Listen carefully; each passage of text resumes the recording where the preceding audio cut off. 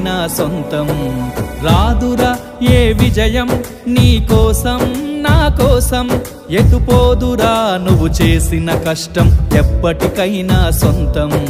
కాలంతో పయనించేవాడికి కానిది ఏముంది సాధనతోనే సాధ్యమవ్వునని సదాశయంతో సాగర ముందుకు రాదురా ఏ విజయం నీ కోసం నా కోసం ఎటుపోదురా నువ్వు చేసిన కష్టం ఎప్పటికైనా సొంతం